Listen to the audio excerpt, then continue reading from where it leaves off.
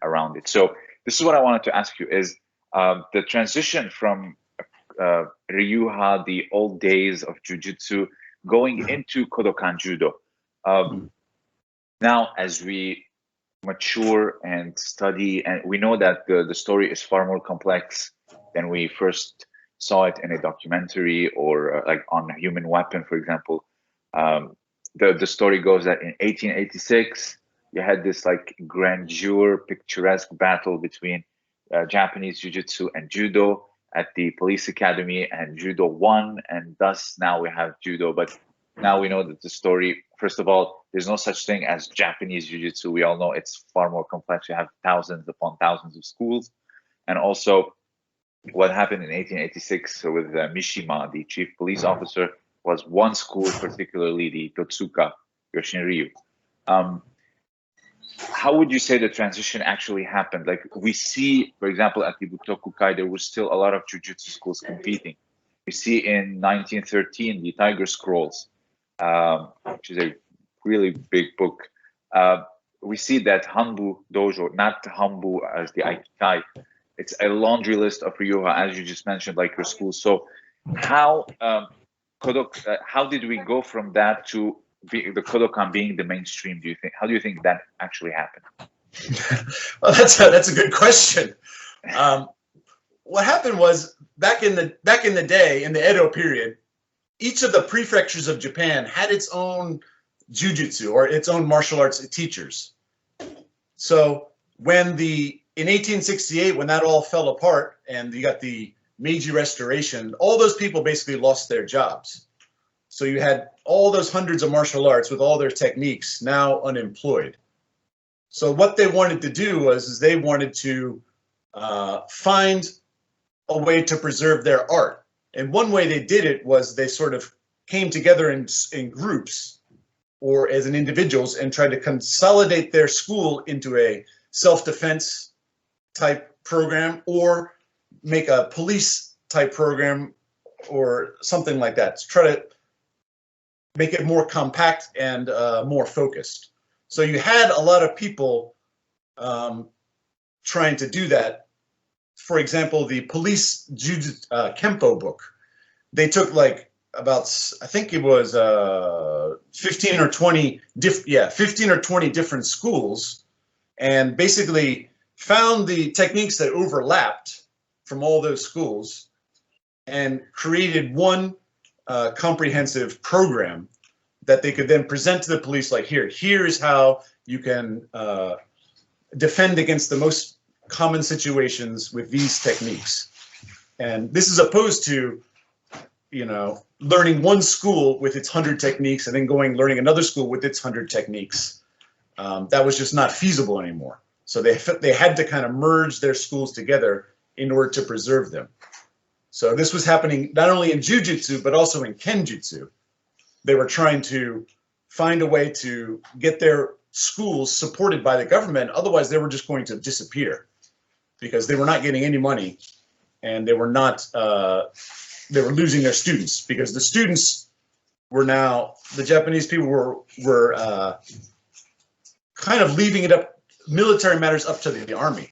It's not really, average citizens don't need to do that anymore. It's left to the army. So there was no like average citizens going to the dojos anymore. And that caused some consternation for the martial artists around. So there was really a matter of survival. It was a matter of survival to consolidate your school and then your program and make it self-defense for women, self-defense for people, or try to make it a school program, like a part of the curriculum in the schools. So that's why a lot of karate, kendo, and jiu-jitsu judo all tried to formulate that. So as far as like how actually the Kodokan arrived at the place it did, I'm not probably an expert on that. But what Kano Jigoro was also trying to do was take things like Kitoryu, Yoshinryu, find the places that overlapped, and with a more focused school, you're going to have more success versus when you're, for example, dueling with members of another school that have hundreds of different techniques. you've aligned all the PowerPoints, so to speak. Was kind of doing what the others were actually doing, overlapping schools, going to the police academy like 1886, trying to give it there. So it was basically doing what the others were actually trying to do. But from my understanding, he also added what we call the intellectual education and also the moral education, as well as the physical. So he put education into jujitsu, and at the same time, he put jujitsu into the education program. I don't know if you can understand what I'm saying. No, that's absolutely true. He was also in a position of power, is what I understand. He was academic, yeah. Well, he was kind of higher up than just a regular teacher. He actually had a position in the government, I believe, with regards to, he was in a position to implement more of his policies, more than just, what do you call it? Like making a recommendation. He was able to, he had a little bit of authority. So that's why he was able to push the judo program a little further than your average teacher would. At the Butoku Kai, I think his students did very well in competition. That also helped a lot, especially definitely against big, like the most famous grapplers at the time. You had many Kodokan Judokas. The late 1890s, early 1900s, they were beating Tanabe, they were beating Nakamura of Yoshin Ryu, like all these big guys, like they had the big name. They were getting defeated by Kodokan. So I'd say the Kodokan did well on the maths level, and at the same time on the administration, social level. I think that's why it went so much in the mainstream. But it's really amazing to understand that what actually Kodokan was doing was, again, what the others were doing, like the amalgamation of all these schools, of these techniques, particularly what he studied, Kitoryu, Tenjin Shinryu.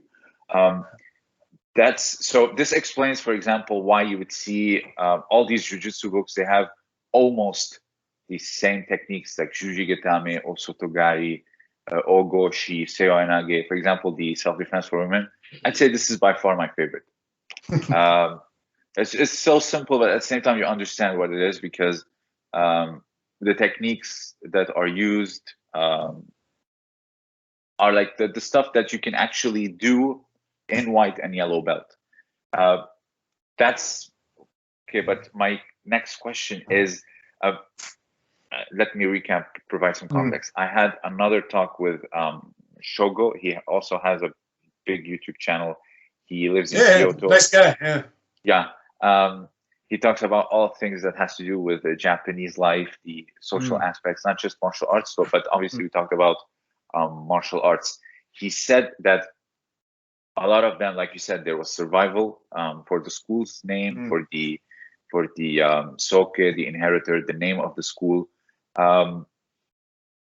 He said, like, a lot of them, they stopped initially doing randori. They all became about, some of them, I'm not sure if all of them, but a lot of them became about training kata, training your spirit, training your mind.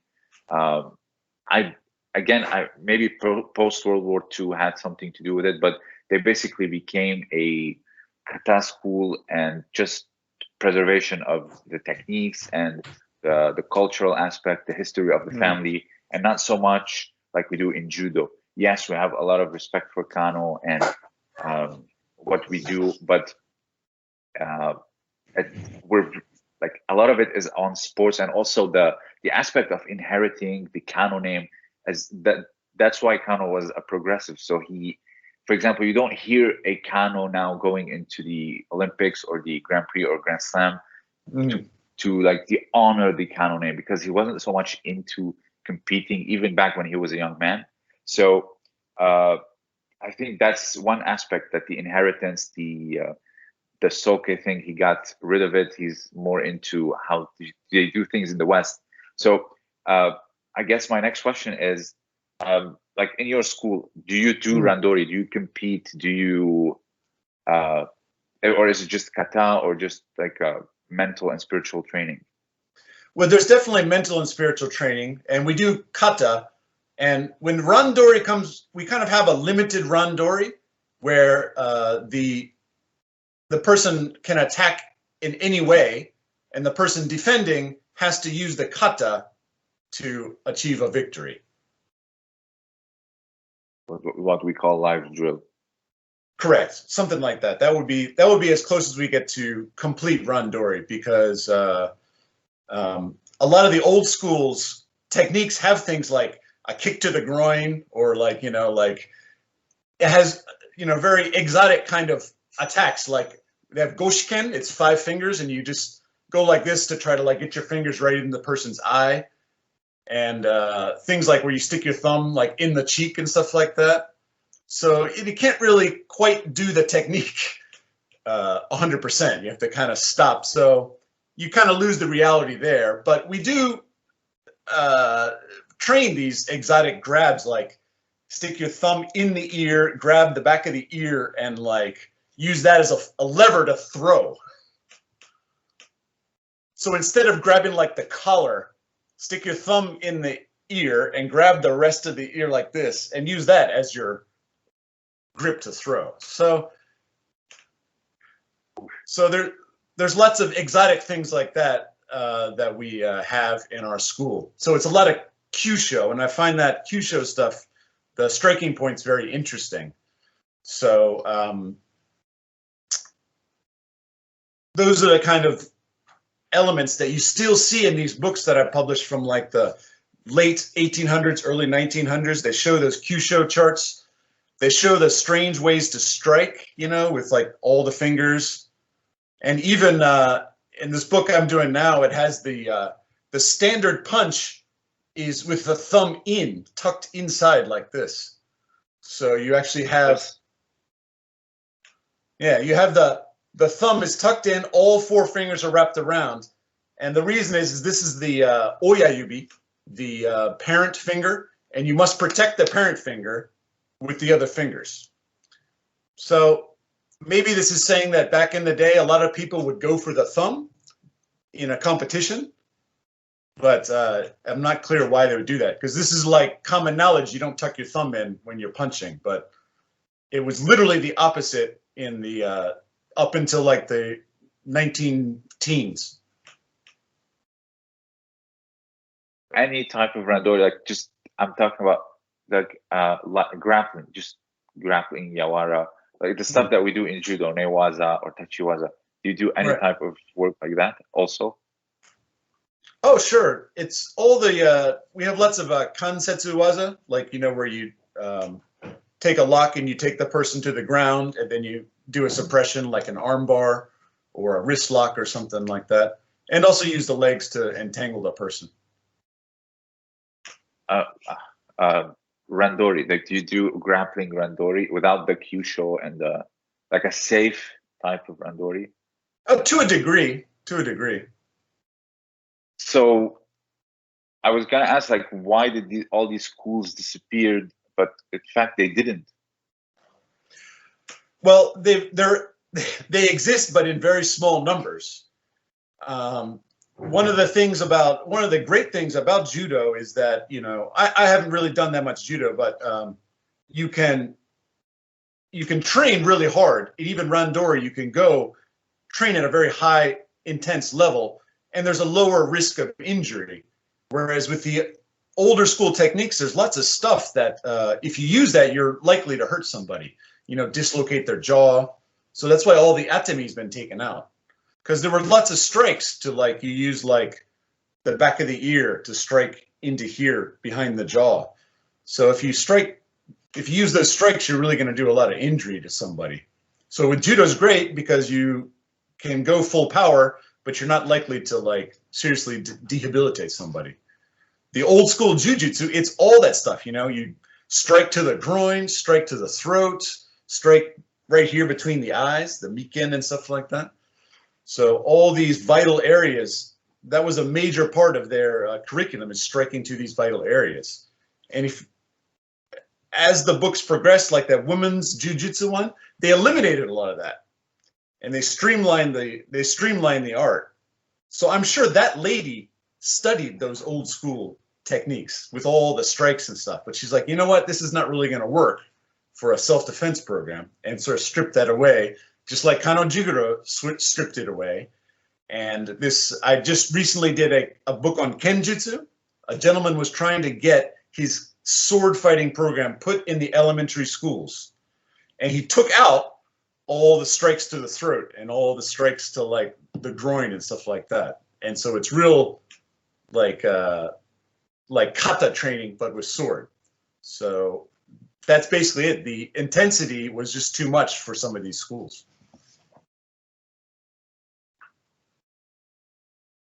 Would say, like, for example, you just said that Nohata Showa said these stripes probably don't work. A lot of people would say Kyusho is, for those of you who don't know, Kyusho is the vital points, if you can see here, on the body. And a lot of people would say, like, this is, there's a term for it, Bushido. Would you say that you put them after you're grappling, then you strike?